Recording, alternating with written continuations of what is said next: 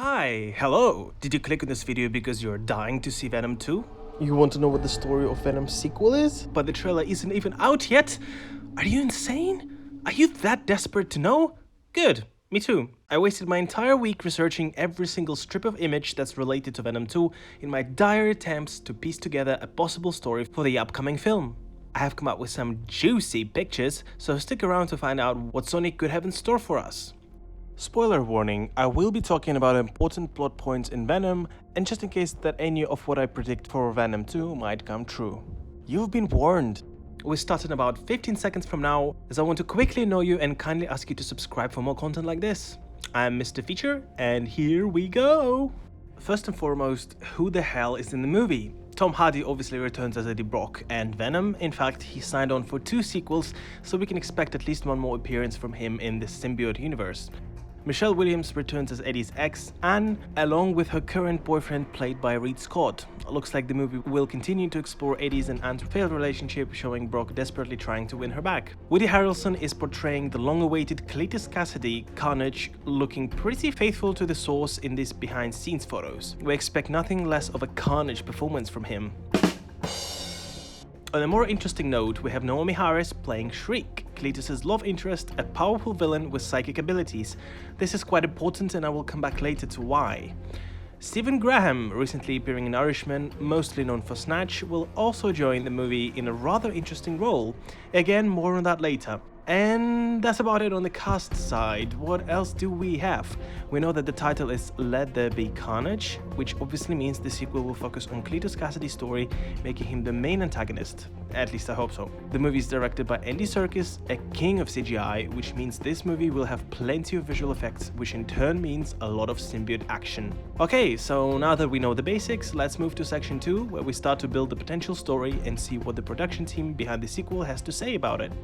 So it's pretty easy to guess that Cletus would escape the prison with the help of Carnage and will go on a havoc fest, seeding chaos everywhere he goes. He will most likely be accompanied by his love interest, Shriek, on this insane journey of slaughter. In fact, the director of the first movie said that he wanted to cast Harrelson due to his previous performance in Natural Born Killers, a movie where 2 murderous psychopaths are traveling America, killing, stealing, and doing all sorts of mischief on the way. I think Venom 2 might borrow this story thread, as even visually there is a lot of resemblance here.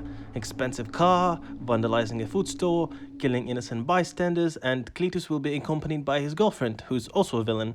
I think it's a safe bet, and Eddie will probably try to catch and stop this carnage before it's too late. But more on why I think there is more to be explored in Cletus' road trip in the pure speculation section. Producers of the first film stated that despite critics' disapproval, the audience's praise was mostly due to the dynamic relationship between Venom and Eddie, which means that they will do even more of that in the sequel.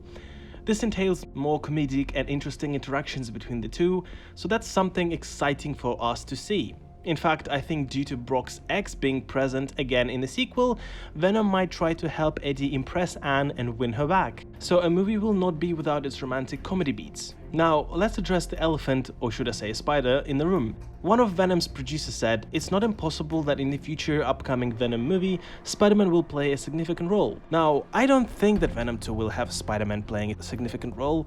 I think it's too early. I think everyone learned DC's lesson that doing a crossover before establishing individual characters in your universe will be a mess. I think Spider-Man will be set up in the post-credit scene, opening the door to even more sequels. But what I think is possible is that Morbius might play some secondary role in the movie due to his solo outing screening 2 months prior to Venom 2. Michael Morbius is a biochemist and thus could understand and experiment with physiology of symbiotes. But more on that in the speculation section. In this behind-scenes video, we see who I think is Stephen Graham telling Cletus to put his hands on his head. Judging by Steven's stance and commanding tone, he is an agent, a detective possibly. He then is grabbed by Carnage, but presumably not killed. Why?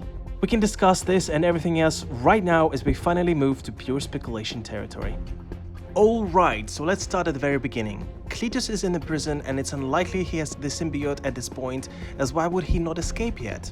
He eagerly waits for Eddie, welcoming him with a bloody message written on his cell. Why did Cletus want to speak specifically to Eddie? Perhaps for the purpose of fame? I don't think there was any way that Cletus could know about Venom at this point, so his interest in Eddie is only due to the latter being a journalist. But how did Cletus get the symbiote in order to escape the prison? Well, there are two predominant theories that I have. We know that there were only 4 symbiote samples in the previous film, 2 of which were destroyed by Drake, 1 was Riot, burnt in the fire, presumably, and 1 is of course Venom.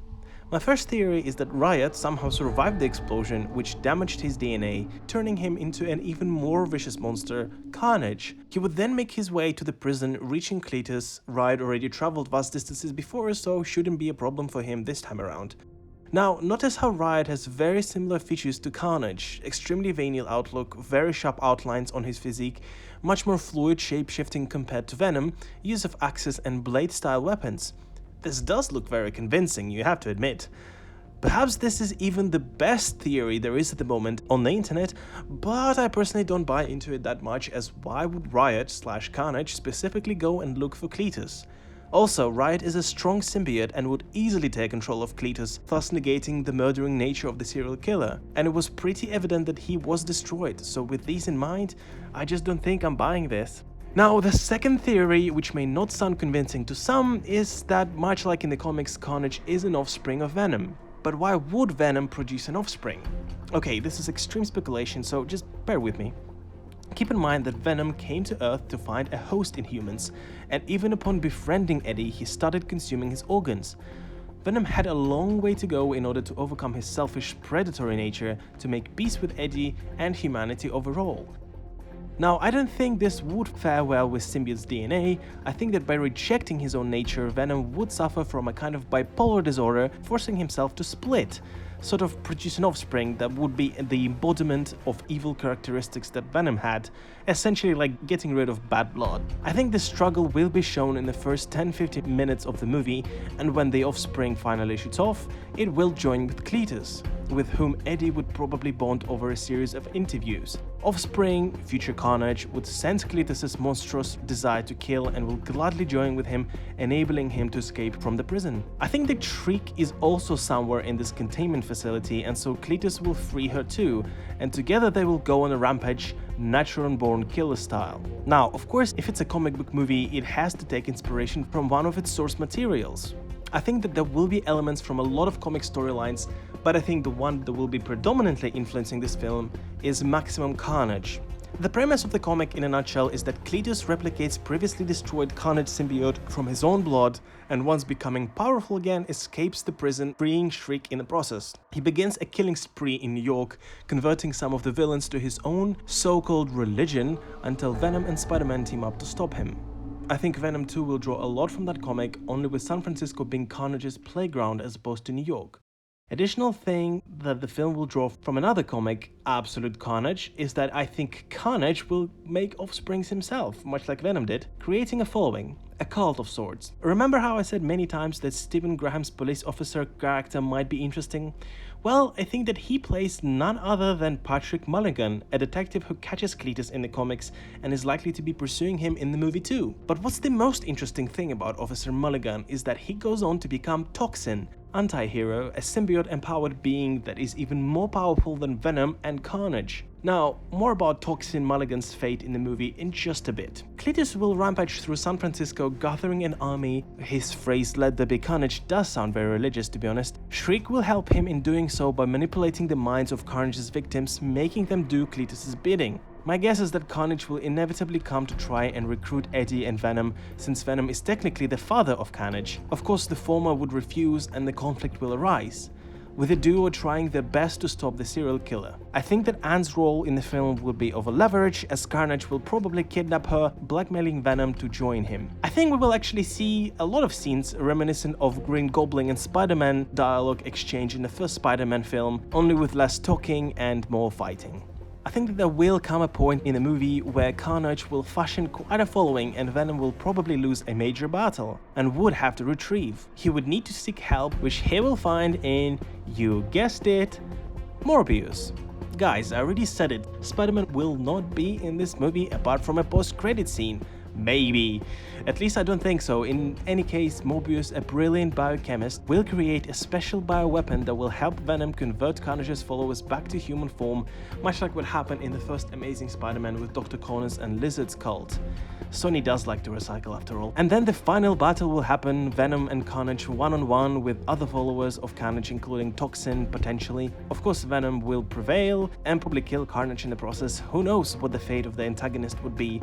It's just too much to guess. But coming back to Detective Mulligan, I think that his symbiote will survive, making him fully fledged Toxin, more self-awareness without Carnage's influence. I even think that judging by this photo right here from the set of Venom 2, that Toxin might save Eddie at some point in their fight against Carnage. I mean, why hire a great actor like Stephen Graham for just one movie in such a small role? I also think that Spider-Man will show up in a final post-credit scene, but how exactly? There are just a million reasons and ways to do it. I would also go as far as to suggest that Venom 2 might potentially set up somewhat of Avengers of this universe, with Venom, Toxin and Morbius be one of the Foundation members, but we will know for sure only next year. So there you go guys, potential story of Venom 2 is now injected into your brains. I'm sure I got most of it wrong, at least I hope so, and the first trailer for the movie will probably prove that. I will definitely make an updated video on Venom 2 story when more marketing is made public. But until then, make sure to watch my other videos, including my plot prediction for Christopher Nolan's Tenet. If you enjoyed this video and can't wait to see more, please do support me by clicking that subscribe and like button, and definitely do let me know in the comments what your own theories about Venom 2 are. Thanks for watching, and see you in the next one.